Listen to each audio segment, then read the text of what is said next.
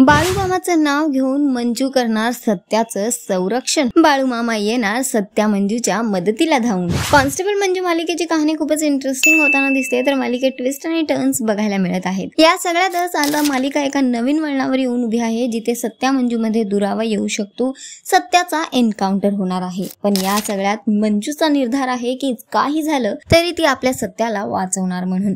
या सगळ्यातच मंजूला जसंच कळतं की ठाकूर साहेब आता सत्याचा एन्काउंटर करणार आहेत आणि त्यासाठी ते त्याला बाहेर घेऊन आलेले आहेत। हे सगळं कळल्यानंतर मंजू सत्यापर्यंत पोहोचण्यासाठी निघते, पण तेव्हा तिला काही सुचत नसतं की सत्याला कसं वाचवायचं। मंजू देवाकडे प्रार्थना करते आणि तितक्यात तिच्या मदतीला धावून येतात स्वतः बाळूमामा। बघायला मिळतंय की एका गाडीतून एक माणूस उतरतो आणि त्यानंतर मंजूच्या हातात घोंगडं देतो आणि म्हणतो की ही मामाची चादर आहे, घे आणि आता जा म्हणून। हे ऐकल्यानंतर मंजू खूप खुश होते आणि मंजू तिथून पोहोचते सत्यापर्यंत। मंजू ती चादर उघडते की तशीच सत्या आणि ठाकूर साहेबांवर हळदीचा वर्षाव होतो आणि सगळे धुके होतात। त्यांना पुढचं काहीच दिसत नाही। जिथे सत्यावर नेम धरून ठाकूर साहेब उभे असतात, ते सत्याला म्हणतात की सत्यजित सुर्वे, केला ना तुझा कार्यक्रम फिक्स। तितक्यात मंजूच्या मदतीने बाळूमामाच्या साक्षीने मंजूने आता चादर उडवून हळद उडवलेली आहे, ज्यामुळे सत्याचा जीव वाचणार हे मात्र नक्की।